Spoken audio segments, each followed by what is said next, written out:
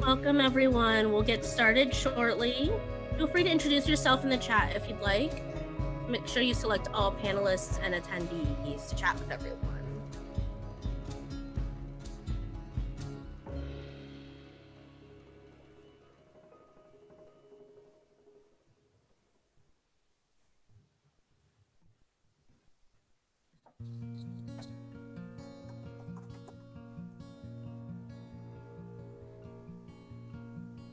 Flies and amber, sand and soap, breath trapped in the glass, tongue-tied, I cut and run, fleeing ever faster behind armory. I will never let you see behind armory. Still I want you to love me. Sleeping giant, Joan of Arc, fold me in your grace. From the garbage to the stars, we'll make new constellations behind armory. Still I want you to love me. Still I want you to love me. Through the vines in the street, slants a light in the heat. As narrow as the archer's window grows, but it's a rare stone in a century thrown to me.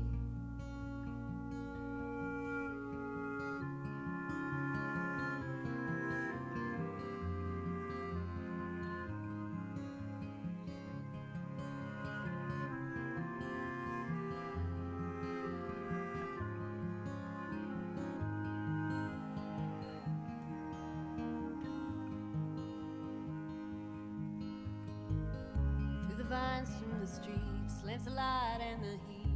Narrow as the archer's window grows behind armory.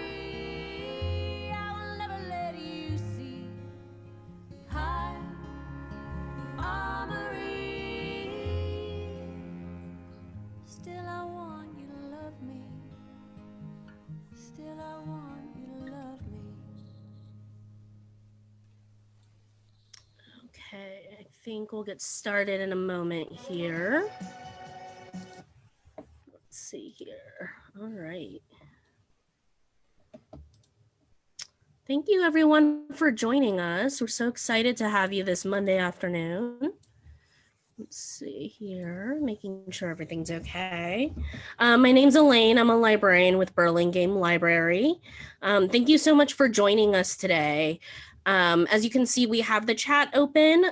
Make sure you select all panelists and attendees if you want to chat with everyone. If you don't want to look at the chat, you can hide it. You can just click the chat button and it'll go away. If it does seem like it's getting too distracting, we may pause the chat as well. And of course, please be respectful to our speakers and to each other. We're really glad to have you all here, and we love having these virtual events because so many people can join. Yay. Lots of love in the chat so far.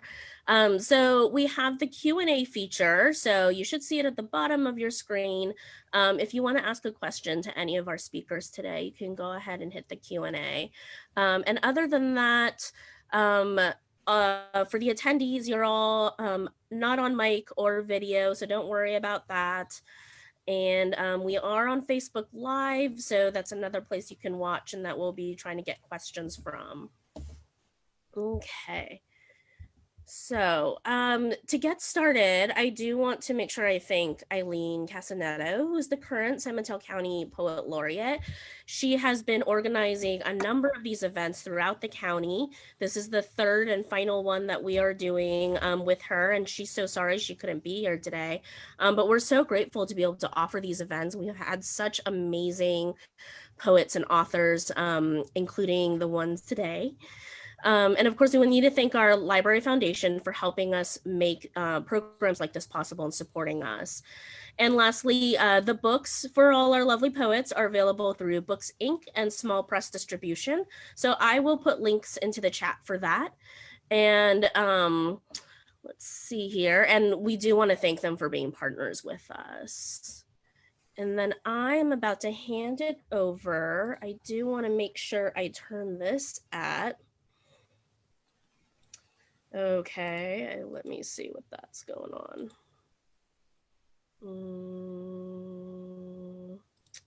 All right, so I'm gonna turn off the chat, I guess.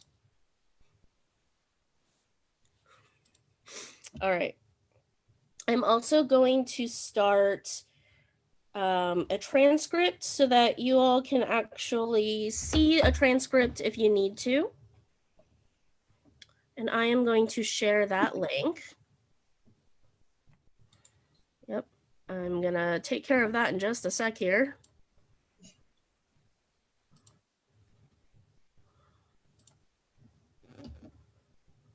Okay, so let's see here. Okay, sorry, 1 second. Let me go ahead and introduce Lisa, and Lisa's gonna take it away. So Lisa Rosenberg served as the 2017 to 2018 Poet Laureate of San Mateo County and is the author of A Different Physics, winner of the Red Mountain Poetry Prize. A former Wallace Stegner Fellow in Poetry at Stanford, she holds degrees in physics and creative writing and worked as an engineer in the space program.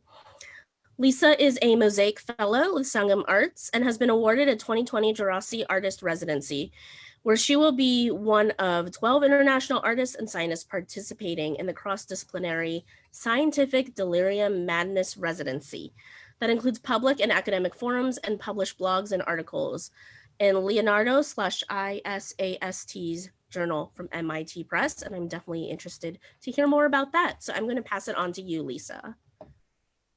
Thank you, Elaine, and our thanks to the entire library staff who makes these possible, to the supervisors who created the office that Aileen now is serving with just tremendous grace and generosity and an amount of energy that astounds me. She is really moved into the superwoman category.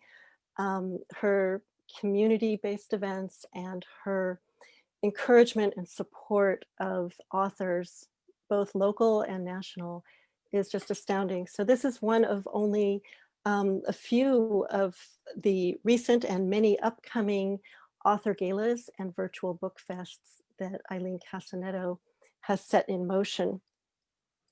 I'm especially grateful because, as we all know, the many elephants in the room right now, the crises that surround us have brought many people to question their own work in art or the place of art. And yet art continues to be something that creates portals and channels and connections to other minds, other hearts, and other worlds. So I would like just to put that out there as what is holding us and sustaining us today.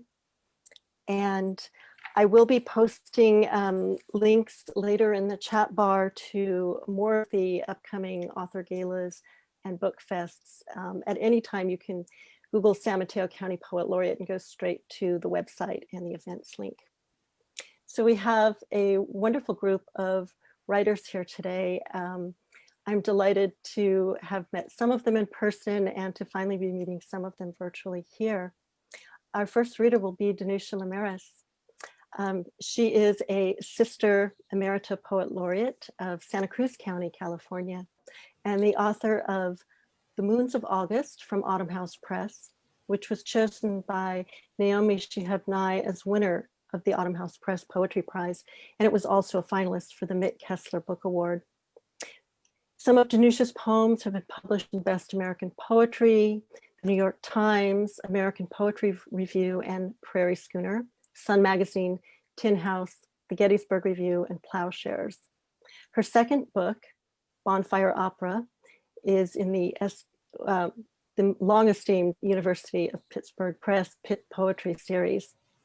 And Danusha was also the recipient of a 2020 Lucille Clifton Legacy Award.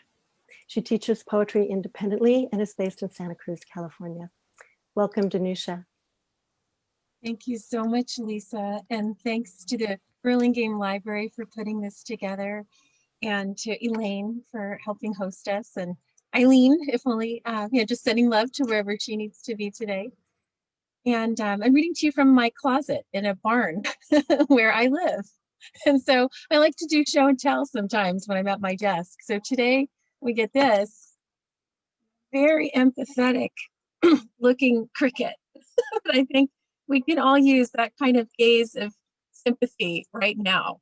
A student said that to me, and I just keep it right here on the desk because some of these days are rough and you need an empathetic bug. I do, anyway. But I'll just dive in and start reading you guys some poems. I'm reading from both of my books, but also from the next book, The Next Frontier. So I think I'll start with an 8-line poem that I wrote for the New York Public Library. They ask poets, a number of poets to do that every year. And this is called The Heart Is Not. The heart is not a pocket, a thing that can be turned inside out by anybody's hand, not a place for pebbles or loose change, not to carry old receipts. It does not tear at the seam. It does not have a seam. It cannot be torn.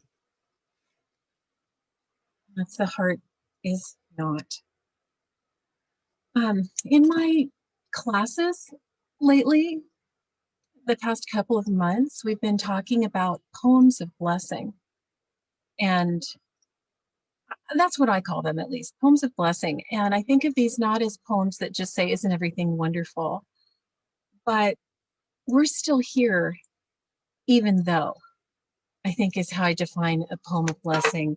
And the first one we looked at was by W.S. Merwin, who passed a few years ago. His poem, Thank You, which some of you might be familiar with.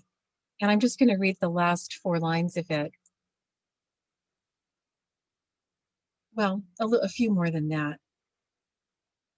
With the cities growing over us, we are saying thank you, faster and faster.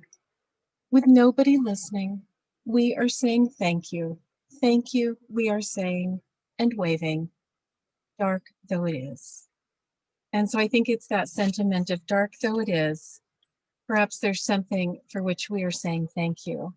And that's been so much on my mind lately, in life as well as in craft.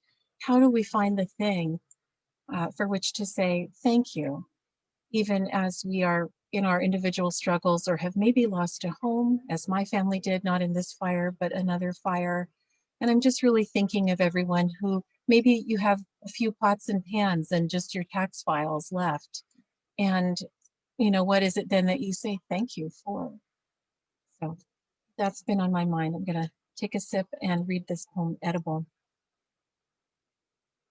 The idea for which actually came up around the dinner table at Ellen's house. I don't know if she knows that, but at a dinner years ago with Tony Hoagland, and we were eating crab that Ellen's wife Janet had made, and I was squeamish about the crab, so Janet prepared it for me and took it all out of the shell like I was 5. And then it was so good. Anyway, that is part of the genesis of this poem. Edible. We want it all. Potatoes pulled up from under their poison foliage. The artichoke's heart scraped clean. The tender bodies of crustaceans broken from their calcified shells. Saffron stamens plucked from the crocus's center. Bark of cinnamon trees.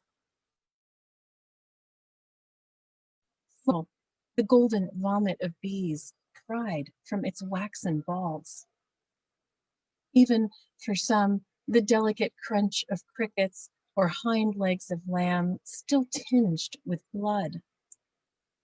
The world is such an unexpected feast. I think of my friend Christopher, who, when he found himself dying early one spring, kept telling us how this was the best part, the letting go, as if in his hunger he'd somehow broken into death's core, torn off the husk, the brittle shell, found inside the succulent heart, and savored it. And maybe that's what we're all doing a little bit of right now, is finding a way to get to that succulent heart and savor it one way or another. I've always wished I could have asked him more about what that was. Let's see, I think I will read. Here's the new book with this flashy cover. Oh my gosh, now I'm a big head on the screen. There we go. And so I think I'll read a poem from here. We've been thinking, of course, about particles in the air so much that I've been lately reading my poem Dust. Here we are in a day of few toxic particles in the air, and it's something I never thought I would be celebrating. You know, oh, today we can breathe the air. But we are in that time. Anyway, this is from before this time, and it's just about the dust, or to the dust, perhaps. A bit of both. Dust. It covers everything. Fine powder, the earth's gold breath falling softly on the dark wood dresser, blue ceramic bowls, picture frames on the wall. It wafts up from canyons, carried on the wind, on the wings of birds, in the rough fur of animals as they rise from the ground. Sometimes it's copper, sometimes dark as ink. In great storms, it even crosses the sea. Once, when my grandmother was a girl, a strong gale lifted red dust from Africa and took it thousands of miles away to the Caribbean, where people swept it from their doorsteps, kept it in small jars, reminder of that other home. Gandhi said, "The seeker after truth should be humbler than the dust. Wherever we go, it follows." I take a damp cloth, swipe the windowsills, the lamp's taut shade, run a finger over the dining room table, and still it returns, settling in the gaps between floorboards, gilding the edges of unread books. What could be more loyal, more lonely, and unsung? Gosh, just reading that, I could hear my auntie's voice in my head. I've been having a lot of conversations with the Caribbean side of my family because my mother died early this summer. And the unexpected blessing there is that now all of her cousins and siblings are calling me a lot, and I get to hear their beautiful voices and just connect with them directly, which I'm really appreciating. I didn't know I needed them so much, but I do. I'm going to read a poem about butterflies. The monarchs. I don't know how many of you who are in California and have maybe been to see the monarchs where they gather, not just here, but all the way down, I guess, through Mexico. And I don't know how far north, but I don't know if you've quite lived until you've been in the breeding place of the monarchs. It is just so wild to have these butterflies falling all around you. And it's so beautiful. And made me think of this. Monarch,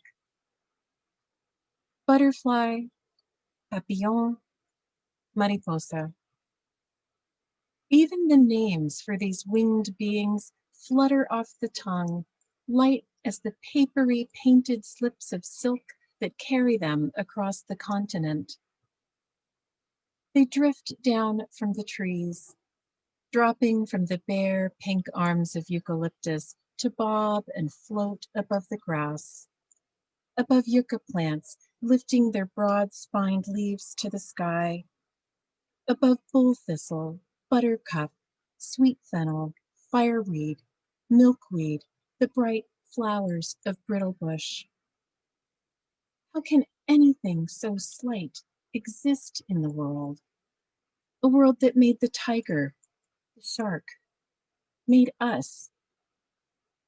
I like to watch up close as one unfurls its spiral straw, sucks nectar from a blossom, to see the fine black figure specked with spots, a polka-dotted dream grown out of its several bodies, fatted, striped, larval again and again, trading one form for the next, as if it were that easy, to be multiple, to slide out of one story into another.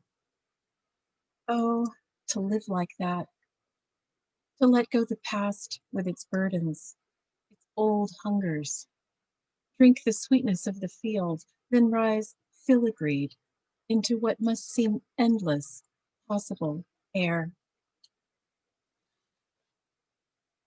That's the life, as far as I can tell. I wasn't looking at the time when I started.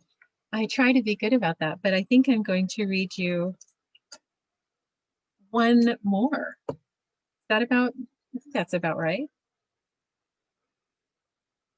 I'm going to read another from Bonfire Opera. It's the almost last poem in the book. And it's called Small Kindnesses. And, you know, it's funny, here's another poem that I could say is an affirmation in some way. But it actually, like many poems I think of affirmation, comes out of difficulty. And I wrote this poem not because I thought, isn't everyone so wonderful to each other all the time, but because of a guy in a pickup truck who cut me off and yelled at me. And how I felt after that. And it made me think of how much we want people to be kind to us, even in the public sphere, or the hunger that we have for civility and goodness, and how it so often is there. So, small kindnesses. I've been thinking about the way when you walk down a crowded aisle, people pull in their legs to let you by, or how strangers still say, "Bless you," when someone sneezes, a leftover from the bubonic plague. Don't die, you're saying. And sometimes when you spill lemons from your grocery bag, someone else will help you pick them up. Mostly, we don't want to harm each other. We want to be handed our cup of coffee hot and to say thank you to the person handing it, to smile at them and for them to smile back. for the waitress to call us honey when she sets down the bowl of clam chowder, and for the driver in the red pickup truck to let us pass. We have so little of each other now, so far from tribe and fire. Only these brief moments of exchange. What if they are the true dwelling of the holy? These fleeting temples we make together when we say, here, have my seat. Go ahead, you first. I like your hat. Thank you all for listening and for showing up for poetry on a Monday afternoon, a first for many of us. And I'm looking forward to hearing the other readers. Thank you so much. Danusha, thank you. And thank you for sharing the context and impetus and your reflections on several of those pieces. I know it adds a lot. It adds a lot, and that's what we can bring back with us when we're reading the poems on the page or from our minds. Next, we have Hugh Behm-Steinberg, the author most recently of Animal Children from Nomadic Press. Hugh and I met because he is also a former Wallace Stegner Fellow, and he has well held an NEA Creative Writing Fellowship. He's the author of 2 collections of poetry, Shy Green Fields from No-Till Books and The Opposite of Work from Jackleg Press. In 2015, his short story, Taylor Swift, won the Bartholomew Prize for short fiction, and his story, Goodwill, was picked as one of the Wigleaf Top 50 Very Short Fictions of 2018. Animal Children is a collection of prose poems and microfiction brought out by indie press Nomadic. Hugh teaches writing and literature at California College of the Arts. And as someone who has had the pleasure of knowing Hugh for a very long time, since either of us had any gray whatsoever, I must say that as a writer, you have to not compare yourself with someone as prolific as Hugh. I am continually just amazed and inspired by the variety of forms and his diligence in submitting and publishing and reading and being an active member of the literary community. So welcome, Hugh. Thank you so much, Lisa. I'm so honored to be able to read with you, and thank you so much for inviting me to participate in this. Since Danusha had a bit of a show and tell thing, I thought I'd show something too. So I was also doing writing prompts with my students, and this is something we found at an antique shop. It's a Russian matchbox case from before the Russian Revolution. It's a gargoyle. And it's got right in the back, you can see sort of Cyrillic cursive writing of who it was given to and dedicated. And I just think it's kind of cool. So I'm going to read from Animal Children. I hope you like my matchbox.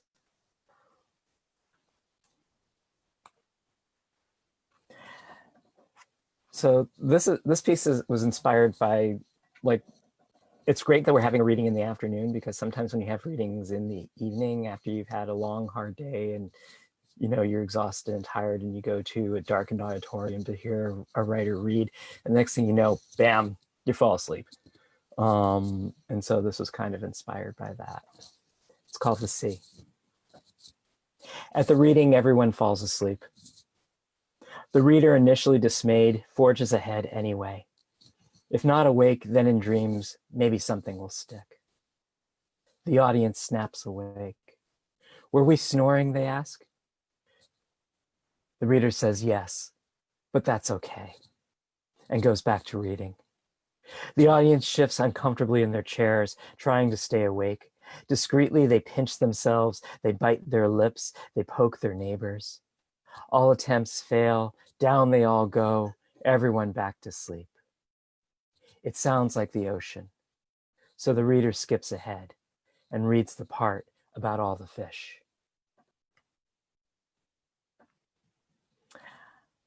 This one's called The Cattle. And it was inspired by a lot of Hong Kong martial arts films where everyone goes to the Shaolin Temple to learn martial arts. The Cattle. One day a herd of cattle appeared at the gates of the Shaolin Temple, and they would not stop lowing, nor would they let anyone drive them away.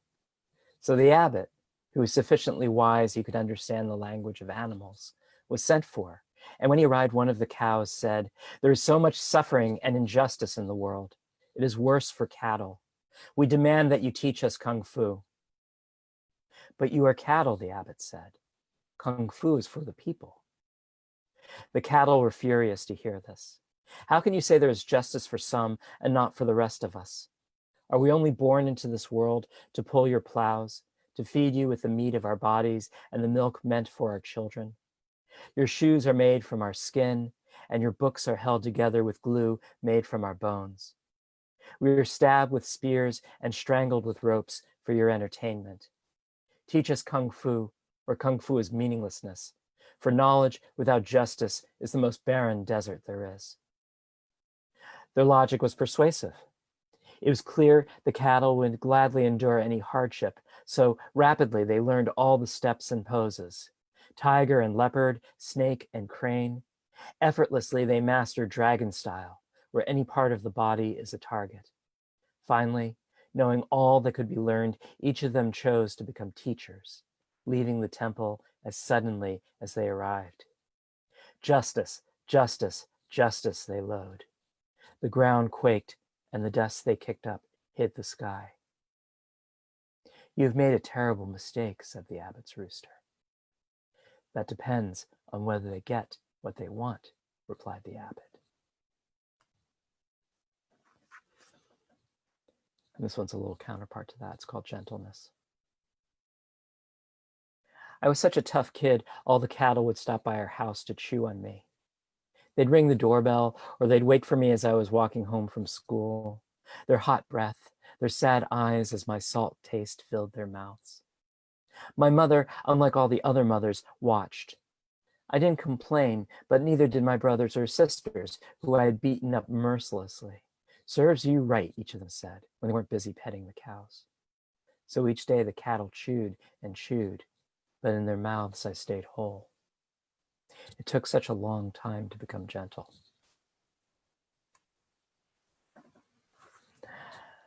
This is about the difficulty of writing a novel. It's called Me and My Owl.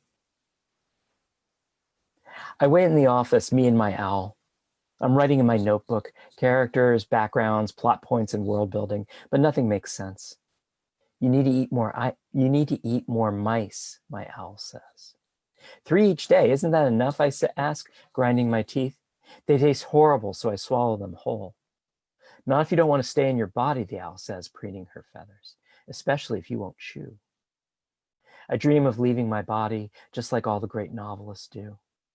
It's said that Pierre Menard, before writing Don Quixote, had been away from his body for so long, spiders had spun webs in his ears. Your novel is waiting for you, my owl tells me. It's so beautiful. It shivers with moonlight. You just need to eat more mice. All I have to do is eat more mice and get out of my body, follow my owl, return with my novel. And not get shot, says my owl. It shouldn't still be hurting, but it does. A tiny, unhealed wound. My novel scampering off in the woods. The intern looks up from his monitor. The doctor will see you now.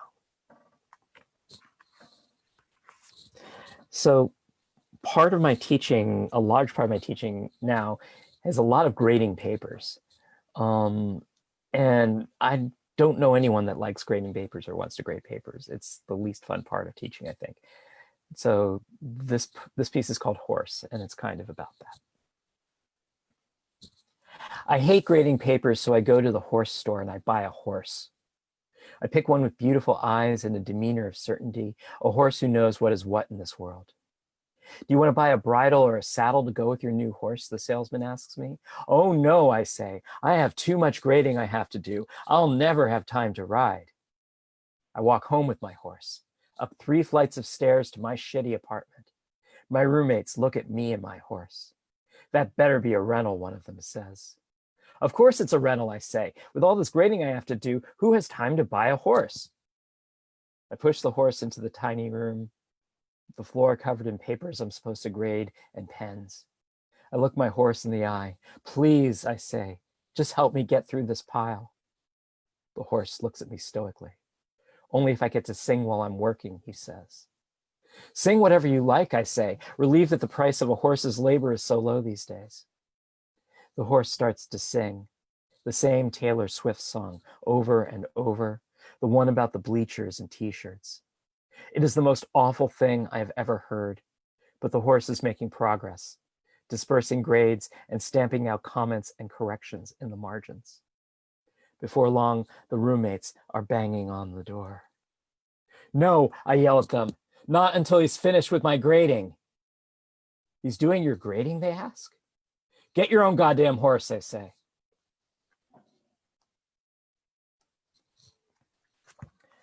This one's called Dictionary. The first time you look up the word dictionary in the dictionary, it isn't there. There's dictionally and there's dictograph, but no dictionary. You close the dictionary, examine the title. It's not a great dictionary. It's obsolete in many ways, but the pages, thin and soft, are one of your pleasures. It's the one you've held on to since you were a kid. The word should be in there. It's on the cover after all, but it's not. So you open it once more, deliberately work your way through the D's, and where you should find the word dictionary, you find another dictionary. Not the picture of a dictionary, but an actual dictionary, the thing itself. It's so tiny, but you grab your magnifying glass and your tweezers. You wonder how much recursivity you're going to get. Is what lies open on your desk a dictionary of dictionaries, never exactly defining what the word means, only endlessly pointing at ever-diminishing versions of itself? You examine the little dictionary carefully, turning each delicate page with the tweezers, holding the magnifying glass steady with your other hand so the words stay in focus. But the little dictionary has no definitions, only the word dictionary, over and over, page after page, without pause or exceptions. You close the little dictionary, then the big dictionary too, and put it all back on their place in the shelf. You wonder, when someone finally opens your book and they ask who you are, whether you'll be able to say anything other than your own name over and over again.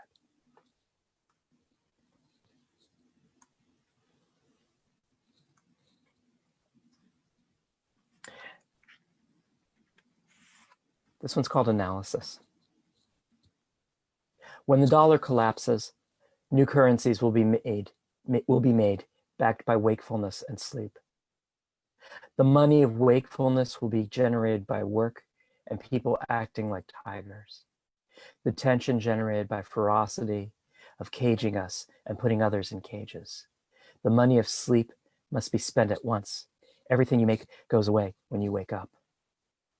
The currencies of wakefulness and sleep move together and separate on the commodities exchange, like dragonflies mating.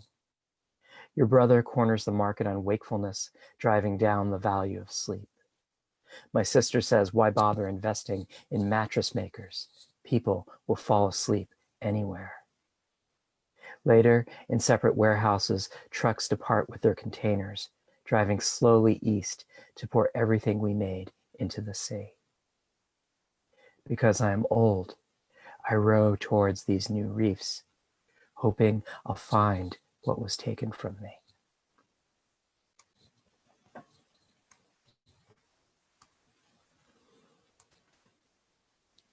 In which I get a job as a power trowel replacement. My legs are so unemployed they rattle when I walk, so the employment office calls. It doesn't matter that I'm busy thinking that I've got this novel I'm working on. We're cutting you off, they say. You can think on someone else's time. I'm put to work smoothing cement. Instead of being handed a machine, the robots pick me up and put me down in harness. In between, I dance nonstop. There's a lot of us doing this. There's so many trip hazards in this world. If I think about it, it's terrifying because everything's so smooth now. And instead of working on my novel, I'm stuck wondering how this all came to be. All the people that must be needed to make everything smooth, all the novels it cost. No one encountering obstacles as they in turn are picked up and put down to go to work. At the end of each day, they let us go and we wobble.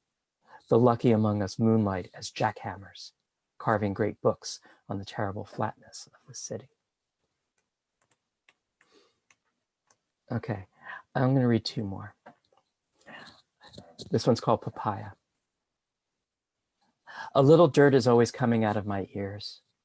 I joke with my friends and attribute it to all the time I spend with my head underground, hiding from the news of the world. But I'm fertile, as much as I was when I was a child, when my mother, that eater of papayas, wedged seeds down my ears. I learned to live with my head held up to receive maximum sunlight, to let the bees do their work, but I had to run away from home, and some nights I still wake up with her on top of me, demanding her share of the fruit. How are you able to function, the doctors all cry. And I explain my deafness with metaphors and workarounds. Long ago, I diversified and rotated what I thought about. I now achieve a complex sweetness in what I do. I work all the farmers' markets. I have my own line of baby food. I talk to you about love. I do it every day. I do it even if nothing green grew inside me. I do it even if nobody paid me for anything. There's an orchard inside me. I protect it with my life. You don't know what a mother is capable of. There's a tree inside my head, and I'm always hiding you behind it, just in case. And this last one is called Your Sewing Skills. I wake up and you tell me to hold still. We're still in surgery and you haven't finished sewing me up. I sigh, close my eyes, and try to go back to sleep, while in the furthest away part of my body, I feel your needle neatly stitching me. I wake up again and you're still working. I go back to sleep and wake up again. You're still working. You have no idea how much sewing up you need every night, you say. All those assholes at work in their claws, you say. But every day I go back to work a little tender. I like to think it makes me so good at my job. I should quit, but I won't. I'll never. As much as I like my work, I love how jealous all my coworkers get when they see the magnificence of your stitchery. Thank you.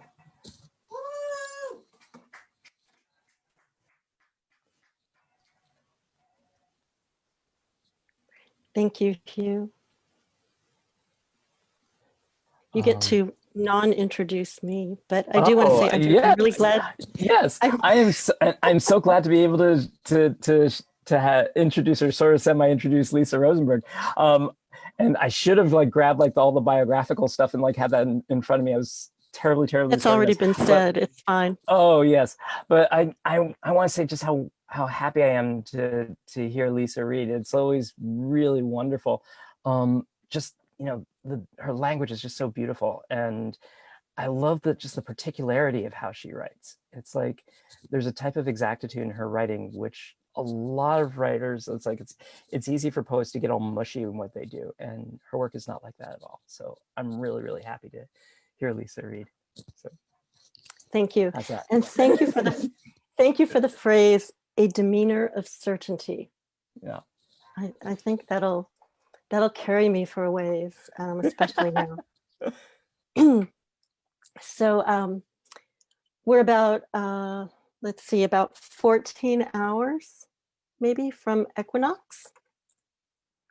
Not that I'm counting. And the spring equinox was 2 days after our county, San Mateo County, went into shelter in place. And it was astoundingly quiet. When we all, I think the state of California followed a couple days later, and we all found ourselves in this very different physical daily life. so much nature came in. And so I feel like that kind of slowed down onto a more human scale, more proximity to nature, even if it's suburban nature, has come into not only my poetry, but just my daily experience. And sometimes it feels like a time warp to childhood, and other times it just feels like something that can really sustain me. The smoke has put a damper on that, and my voice is kind of going in and out with that. So I'm going to start with the poem Equinox and All, with a nod to the Williams poem written during the previous century's pandemic. Equinox and all. It was Thursday. It was warm. Equal hours of rain and sun to match the parity of night and day. To catch me, half wonder, half anxiety, taking solace in names as crows gathered in the neighbor's cedar, and juncos filled a canopy of oak here, a small backyard in the suburbs, a small parcel equal to any before the stars. A season arrives, defies confinement. We dress for contagion. We quantify calm, then dance in separate rooms. We might rechart the stars, scour the old maps as if their errors were not ours, and scrapping them could right the world. Such vacant streets, only birdsong and cautious distances, and faces of oxalis rooted beside the fence.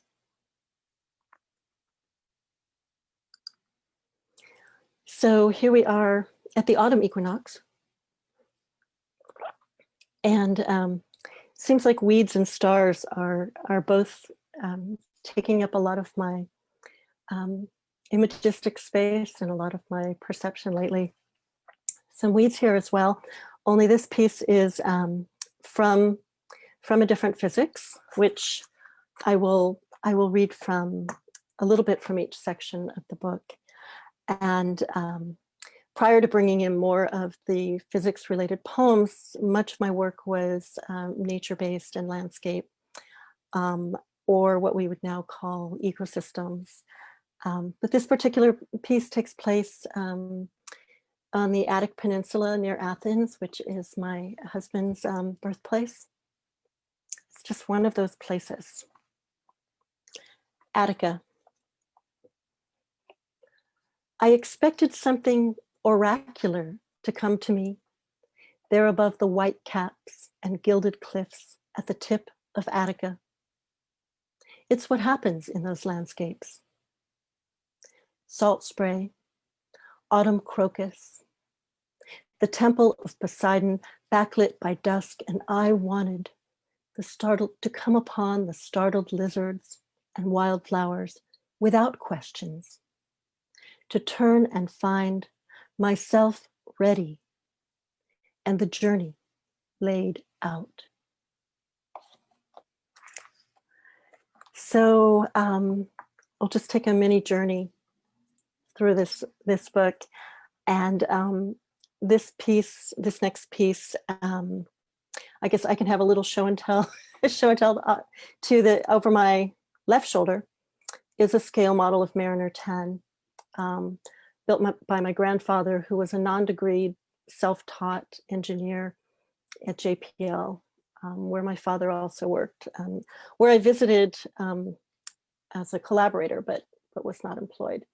So this piece called Space ended up being kind of a mini backstory that explains probably 90% of the questions I've had about the book.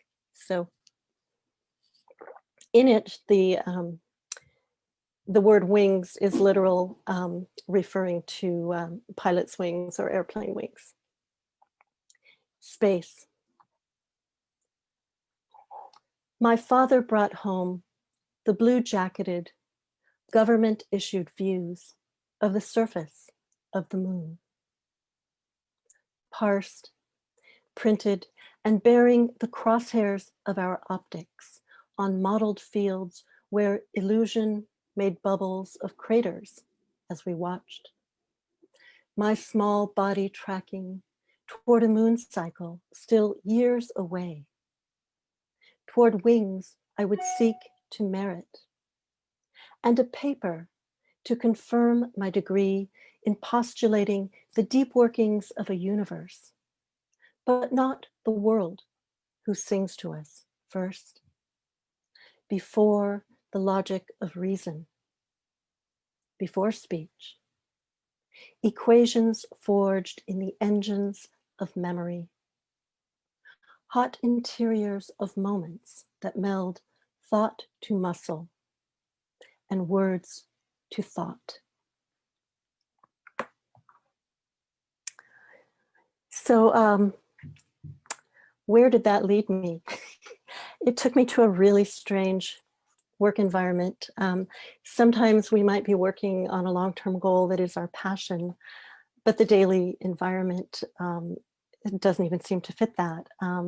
Aerospace was certainly a very male, very white, very, at the time, like my father's generation, these were my colleagues for the most part, although not exclusively.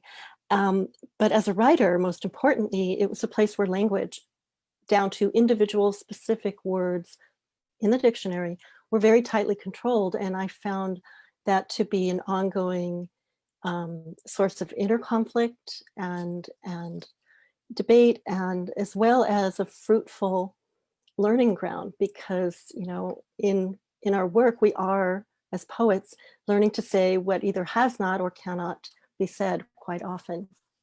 So this piece is in 3 parts. It's called From the Office of Government Security. And it is pre-digital, or, you know, more from the paper era, I admit, as many parts of the book. 1, how do we secure? Which walls? Strictures? A simple room and simple admonitions. I signed my name and I signed my name. In the absence of windows, where fiction is strictly prohibited and words off limits, cut off, locked boxes of plain English, even plain English. 2, he made small incisions in my document, and I stood by like an anxious parent, hands folded, questioning but silent, as a flurry of forbidden words flew out. 3, beside flesh tone metal walls and square-edged corrugated flanks, whose skirt weaves gravel and asphalt, a wisteria blooms, unfettered and unchecked, along the lacy beveled trough of a barbed wire fence top.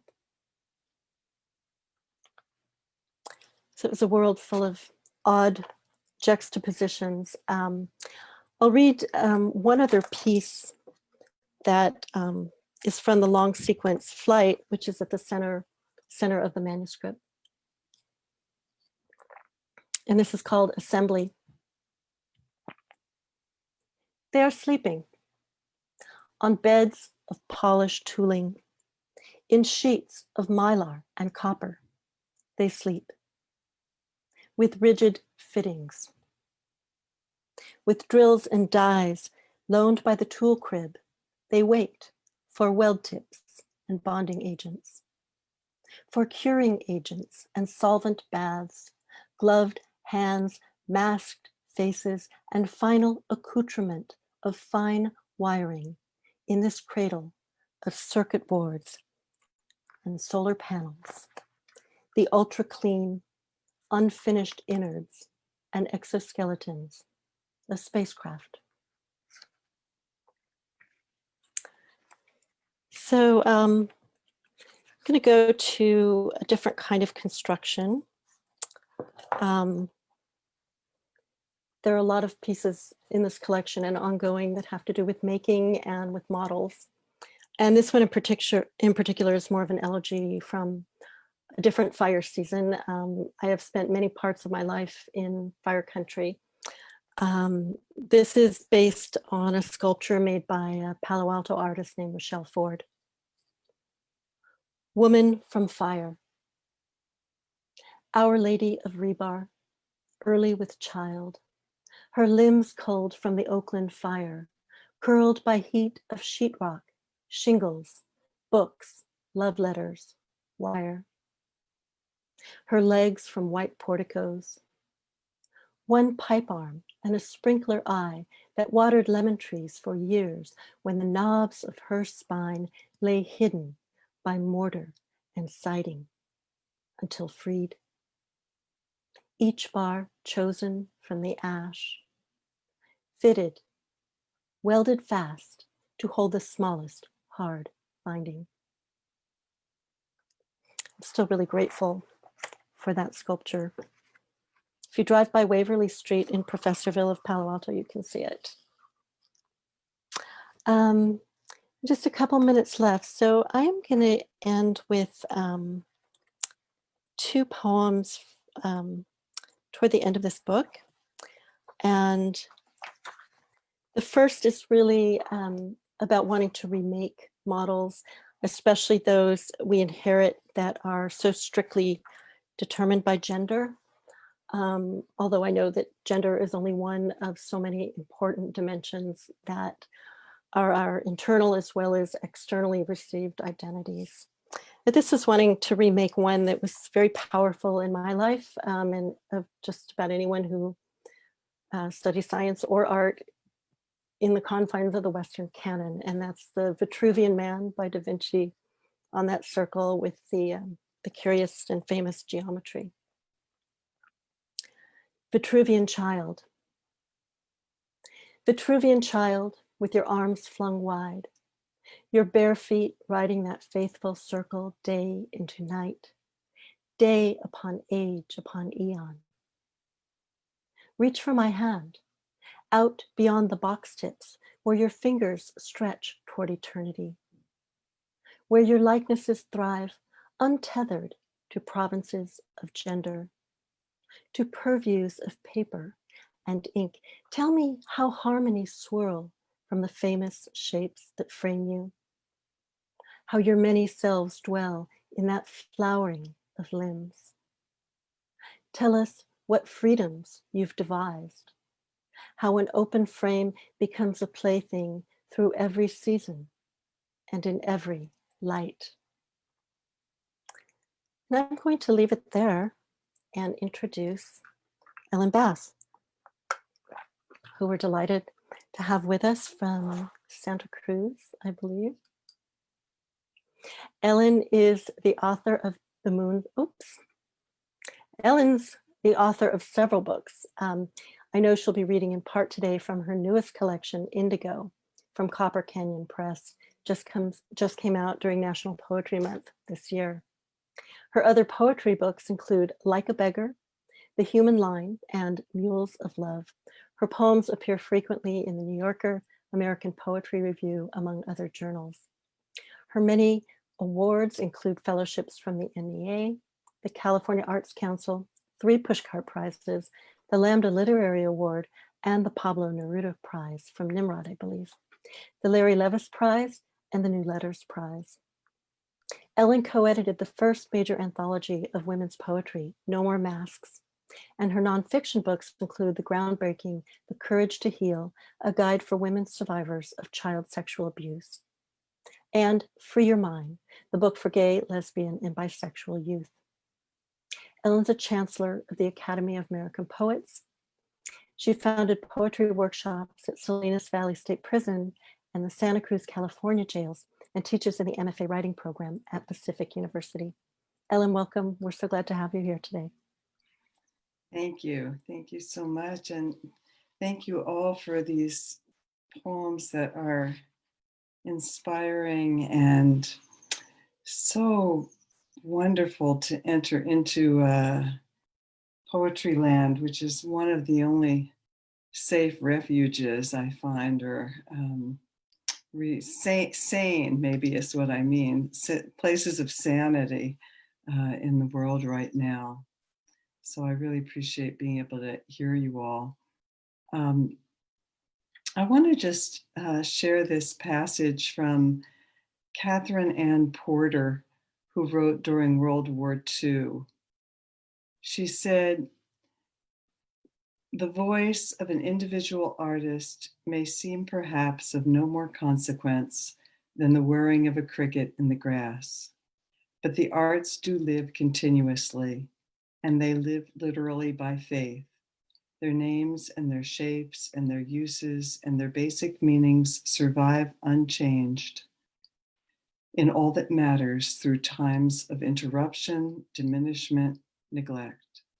They outlive governments and creeds and the societies, even the civilizations that produce them. They cannot be destroyed altogether because they represent the substance of faith and the only reality. They are what we find again when the ruins are cleared away." I come back to that a lot.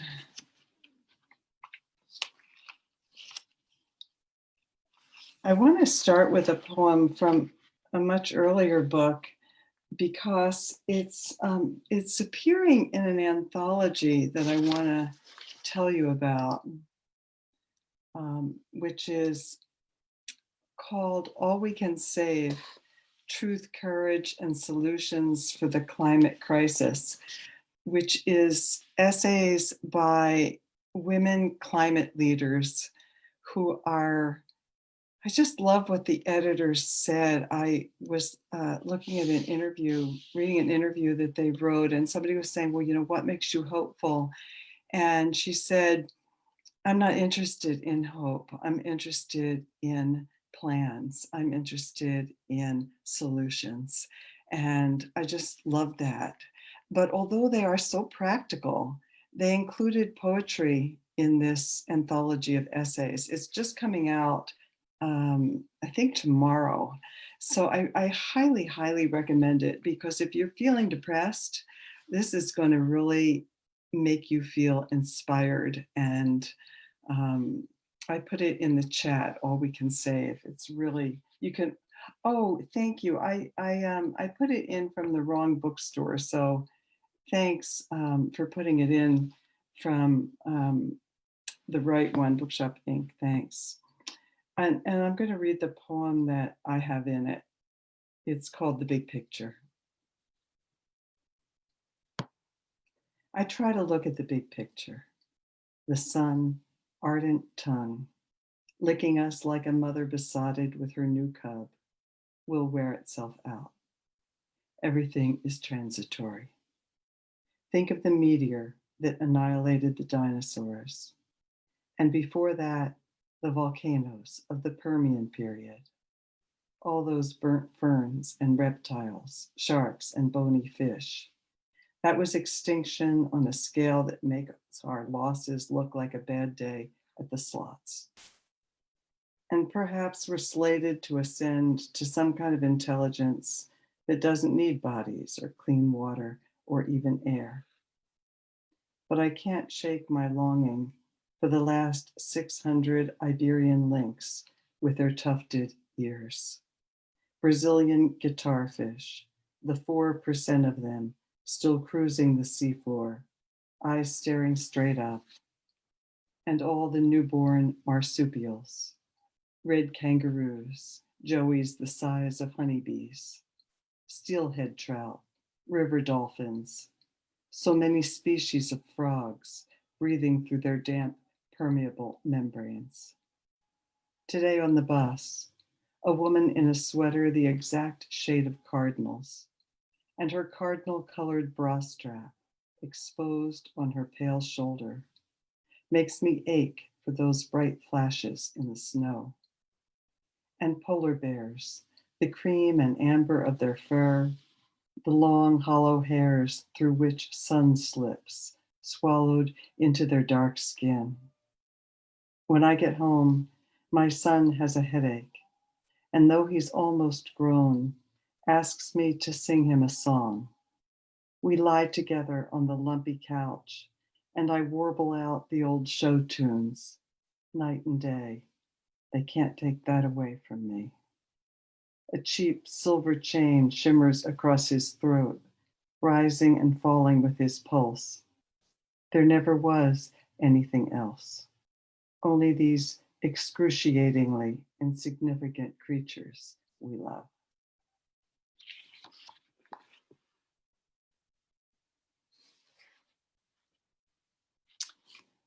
And I'm saving myself from depression by writing 20 letters a night to voters who are registered but don't vote. I'll put this in here too, through Vote Forward. My motto, because I'm a very anxious, worrying type person, the way that I counteract worry is through work. So my motto is work more, worry less. And I've been finding that every night after dinner, we just put on some good music and write these letters. And all these people who know much more than I do about statistics say it really matters. We handwrite them, which is quite a wonderful thing to do in this age. And so this poem is called The World Has Need of You. And I've never read it in this context, but this is a plea to do something. Don't just sit around, do something. It's, you know why. I don't need to tell you that, but do it. And then make other people aware.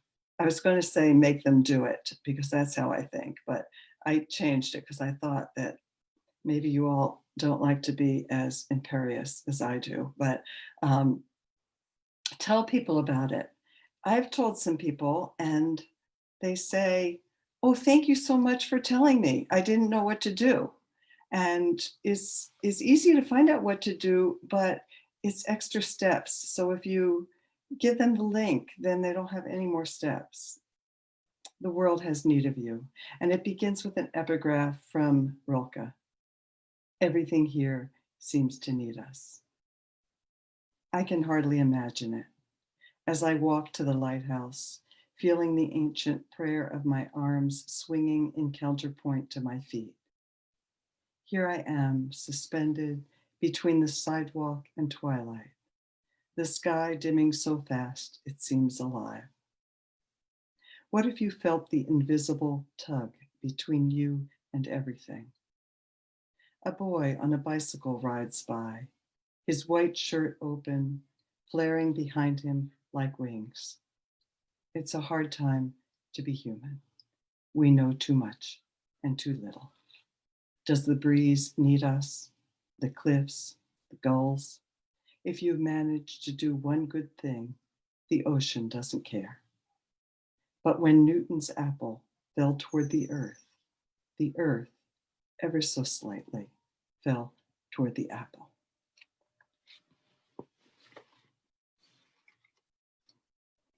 I want to read this next poem for my beloved mentor, Florence Howe, who died a week ago, Saturday. And here, I'll just type her name in if you want to find out about her. She invited me when I was just a baby to co-edit with her No More Masks, which was the first major anthology of women's poetry, because she thought I was depressed. And I learned the work method from her. Her solution for everything was work. She has a beautiful obituary in the New York Times that you can read. They call her the mother of women's studies, and that's accurate. Her name isn't very well known, but things that she's done are very well known. She also founded the feminist press that turned 50 years old this year, the oldest women's feminist press in the world. And Florence was my dear, dear, dear friend. And brutally, because of COVID, I couldn't be with her these last months. And this poem is called Not Dead Yet. The apricot tree with its amputated limbs like a broken statue. Condors, bluefins, lioness at Ambicelli, her blood-stained mouth. She rises and walks beyond the shade of the thorn bush, crouches and pees. My mother-in-law, should I kill myself? She asks me, her mind an abandoned building, a few squatters lighting fires in the empty rooms. Fire, wildfires, the small animals running. Paramecia swimming in a petri dish. My son's rabbits nibbling grass. Soon he'll cradle each one and speak to it in a silent language before breaking its neck. But today, in the feverish heat, he wraps his old t-shirt around a block of ice for them to lean against. Hair, nails, heart carried in ice, sperm carried in a vial between a woman's breasts. Bach, Coltrane, the ocean, even with its radiation and plastic islands. Farmed salmon, even with their rotting flesh. Two young women on the beach at Cala San Vicente. One kisses the shoulder of the other before she smooths on sunscreen. Wind, the bougainvillea's shadow shivering on the cold wall. Stone, the quiver inside each atom. Sappho, mere air, these words, but delicious to hear. And I wanted to read that for Florence because we were together on that beach, and that image of the two young women, one kisses the shoulder of the other before she smooths on sunscreen, is something that I saw on what must be one of the most relaxed days of my life. We lay there on the sunny beach under straw umbrellas, and I read War and Peace and kept reading and falling asleep and reading and falling asleep, which is, it's a set, War and Peace is one of my favorite books, and I hadn't read it since I was very, very young, like in my 20s. So I was reading it again about, I don't know how long ago that was now, maybe 6 or 7 years ago.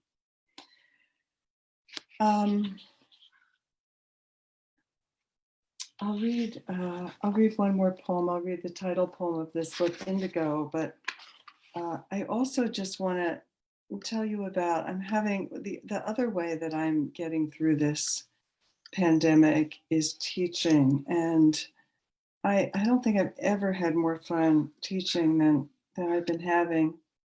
And I'm going to be doing this. I just finished. I have to plug my computer in. Excuse me for looking like I'm about to get a root canal, but I'm recovering from a back injury, so I'm very comfortable here.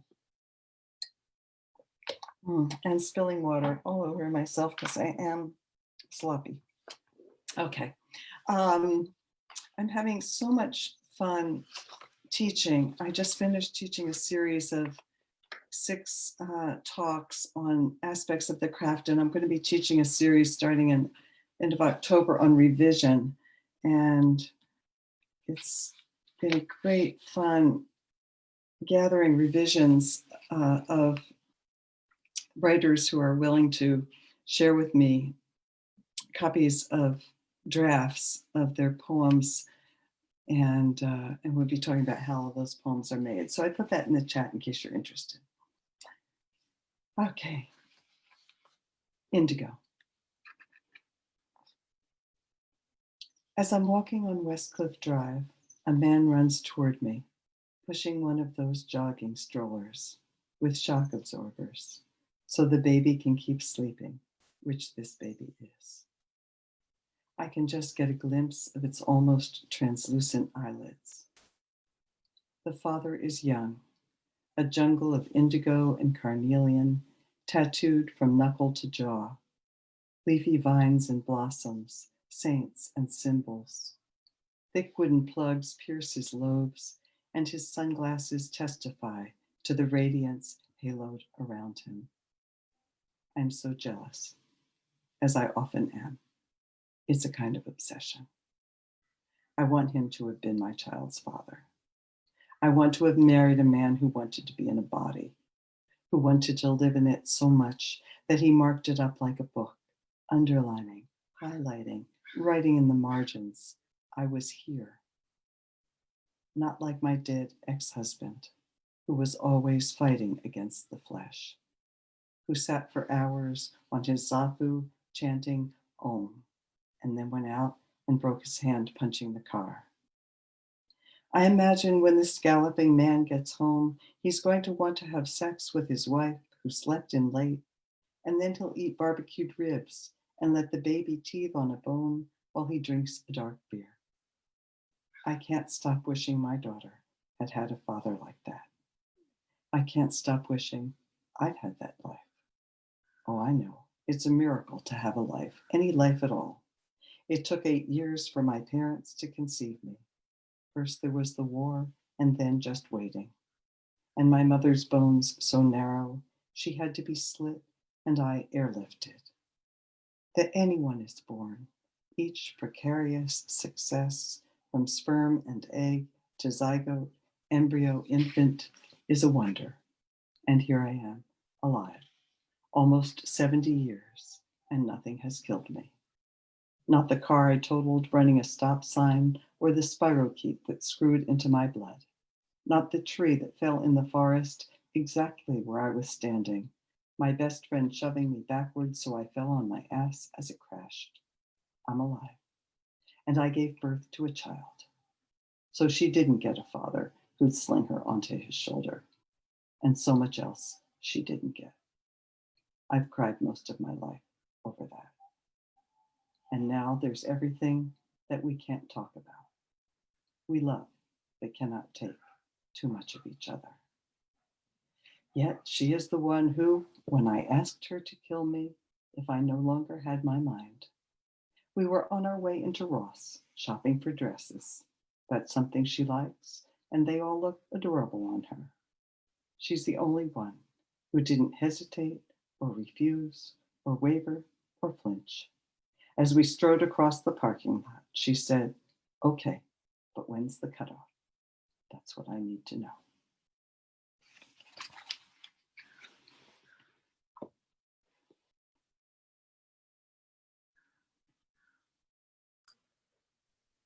I guess I don't have to do the silent jazz hands. Thank you so much, Ellen. I keep wanting to ask if that father is the father on the cover, knowing that's unlikely. Well, actually, no. I kept hoping I would run into him again, but I found this image, and you can see this beautiful man, and it was very difficult to track him down because the book that I found him in was quite old. It was decades old. And the publisher no longer had contact with the photographer. But finally, through Facebook, of all things, I did my detective work and I found the tattoo artist. And the tattoo artist happened to live down the street from the man. And so we were able to track him down. And his wife and I wrote back and forth to each other on Twitter. I mean, it's just, you know, the world is marvelous in some ways. And the tattoo artist offered to photograph him again, but this was decades later, and I said, no, he's not going to look the same, I'm afraid. So we were able finally to get this photo to be able to use it, but they were just delighted, the wife and the husband, the man. They don't have children. They said, well, we don't. The only thing different is we don't have children. I said, well, I hope that you drink dark beer and have a lot of sex. And they said, yeah. And they'll resemble their photos for longer. Exactly. Thank you. I do. I wanted to open us up to some casual questions, discussion between us. It looks like most of the questions in the chat bar have been answered, in the Q&A box have been answered, but I do invite our listeners to type their questions into that Q&A, and the box appears at the bottom of your Zoom screen. I saved till now, the first question popped in there, and Dee Allen has been so very patient, having typed that in just after we started. And I think I'll start with that because it's something we can all speak to. And then I do have one other question that I'd like to address to all of the poets here. And then we'll go ahead, and if anything else comes through the Q&A, we can answer those as time allows. So Dee writes, Lisa, what inspired you to create the book, A Different Physics? And maybe this sounds like persnickety as a like instructor voice, but the wording of that question reveals a lot. And I know we have so many poets here in the room, probably most of the people who are listening today. So there are different ways that books come into the world. And sometimes we have a framework that we build into. We have this vessel very well imagined. Other times we kind of build outward from a central spine, perhaps, to use some structural analogies. I would love to hear my fellow and sister poets' responses to that question. I'll say, because I know we have so many poets listening, in my case, I sent this manuscript out, obviously not the identical manuscript, but it took about 25 years from the first time I sent it out to a publisher finally taking it. The gift of those years, of course, is that it grew tremendously into what was more like, you know, a third book compared to what it was early on. And in that very last year, when I kept thinking, oh, it's so close, you know, it's been a finalist or a semi-finalist for a decade now or whatever, the beginning and closing poems, like the Vitruvian Child poem, came in. So what a gift that was. And my own child got to see me be tearful and keep working. And just as I got to see, you know, my elders in my family who were craftspeople and artists and tinkerers as well, constantly working and revising and learning from what didn't fly, so either literally or figuratively. So I think that when you have a body of work, sometimes what happens is you have to listen to it and hear what it's telling you about how these many pieces, these poems, are one body of work. Maybe some of them don't come in, but listening for how they're related, listening for what it tells you about yourself and what you're learning as a writer, and then as a title, maybe it's in there somewhere, or it's something that you learn or that it presents itself later. I don't want to fill this whole time, so I'd love to hear from Hugh, Danusha, and or Ellen, if any of you have thoughts on what inspires you to create the book you read from today.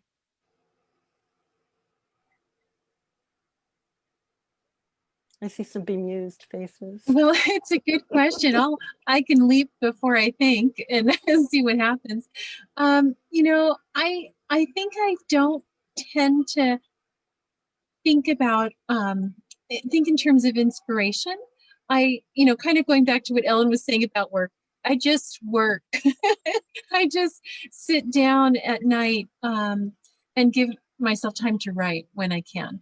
And this summer has been a bit of an exception because of dealing, with my mother's death and her estate. But normally I just make the time to do it. And I don't necessarily feel inspired, but I think there's something about being consistent about anything that that gets us somewhere. I used to be a painter. I guess when I was in college, I considered myself a painter. That's what I studied. And my painting teacher said, Danusha, you could do a lot of things with your life. Just pick something and then do it every day. Don't mess around. So I think that was really helpful advice. He's like, you could be a painter. Maybe you should, but if you choose something else, just do it every day. And so that's what I've been doing. And I'm actually working, with poetry, of course, still, but I'm also writing another book of nature stories and essays. And I thought, how am I going to do this? It's too unreal. I don't know what I'm doing. It's a big project, but I just have taken it on in the same way. I'm going to work on it pretty much every day. I'm either going to write 400 words on it or 1,000, but 400 is the minimum, So it seems kind of technical and not that sexy, but that's kind of how the magic happens, really. I think has been that kind of just commitment to putting things down, and the inspiration comes through that. I love storytelling. And actually one of those is coming out, part of this new book, The Nature Stories. There's a piece coming out in Orion, I think next month. And it's about the wild turkeys that roam around the property where we live. And so, it's a great feeling to take that risk and try something new and see what happens with it. So I think to people tuning in and asking these things, your inspirations might change, but I think it's the dedication to work that is so transformative and important.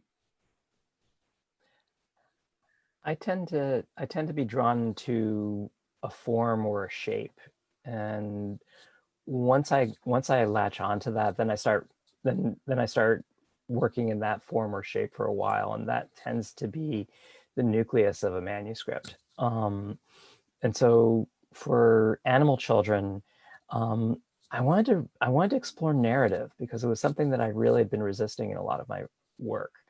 And how to tell stories and how stories function, and writing these really, really short narrative pieces. And they just started coming out. Some of them came from like specific process things. Like I had this process where I would write the first thought that came into my head every day for a year. So I'd keep a notebook by my bed in the morning, and first thing is like, other than just sort of wait, and then suddenly the idea would come and I would write it down. And so some of those became the origin of pieces in Animal Children, and then others were sort of like larger, more fleshed out pieces. So like with I know lots of other writers that do it from exactly the opposite. It's just they write all the time anyway, and then okay, this is the pieces I've written over the past 2 years. Bam, it's a book. And it captures it that way. The other thing that's kind of strange sometimes is the length of time it comes between, like as Lisa points out, like the length of time it takes between when you write the poems and when the book comes out. And so like when my first 2 books were published, the poems in them were sometimes 10 years old, sometimes like 15 years old. And it just felt, and in some ways it's kind of like when you're giving readings for this book, it's almost like this time capsule. It's like, oh, I'm now like, this is where I was 15 years ago.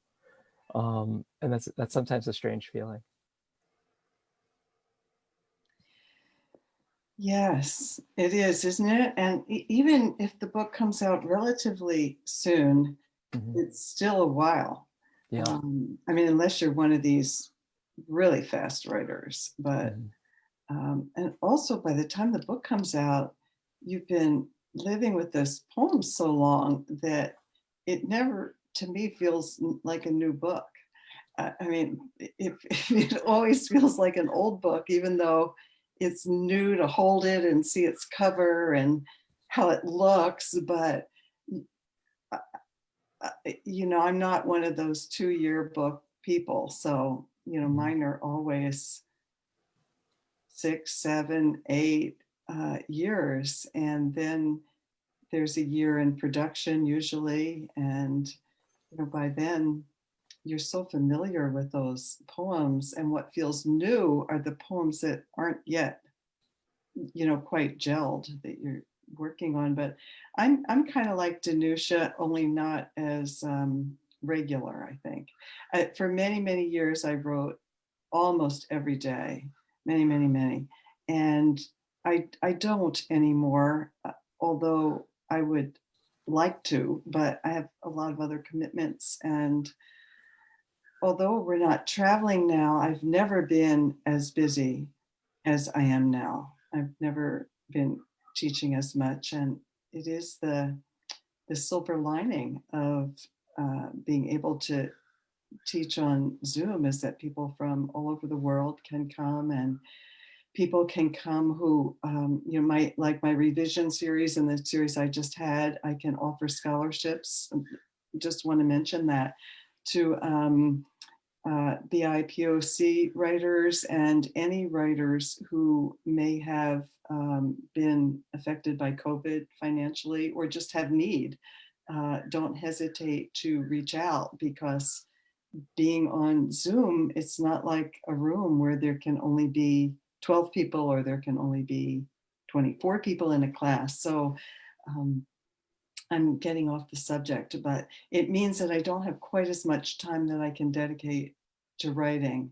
But I was writing this morning because I knew that I would be doing this in the afternoon. And I knew, you know, if I'm not writing, I'm not happy. And my wife is always encouraging me to write because I'm nicer to live with when I'm writing. You know, it's kind of like, you know, if you put on your own oxygen mask first, you know, then you can take care of anybody else. Or if you feed yourself first, you know, if mama's not happy, nobody's happy, you know, all these kinds of sayings and all. You know, if I'm writing, then I feel like some really essential part of my satisfaction in being alive is being met, and that I'm more rooted into my life. The life that I'm living is more, this is an odd word, but I'll just tell you what came to my mind, that the life that I'm living is more acceptable to me. You know, I can accept it more, is that way that it's said in mindfulness and all, but you can see how it came out with me. It's more acceptable. Like, okay, I'll accept it. Thank you for bringing up the word rooted. Elaine, do we have time for one more minute? Yes, if you all are okay, we're okay.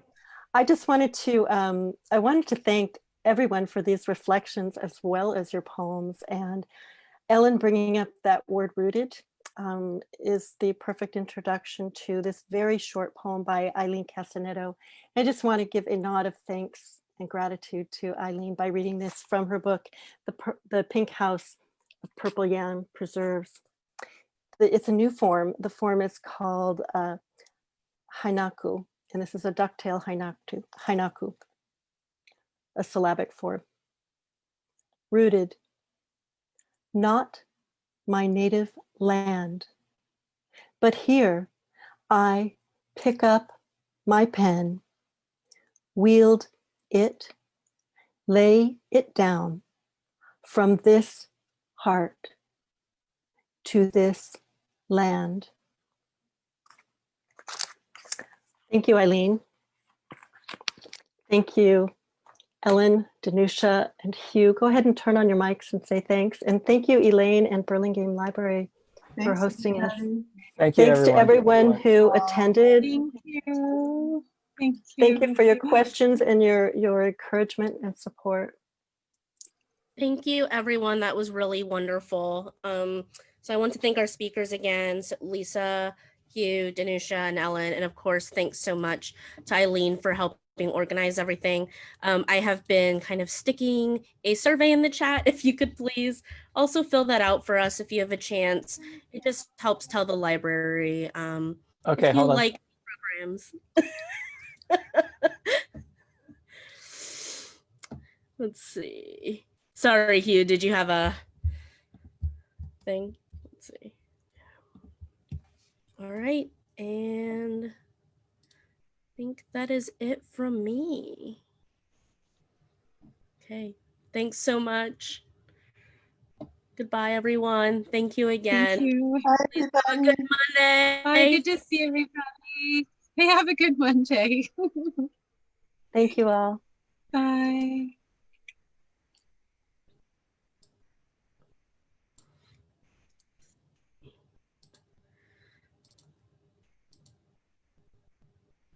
Let's see.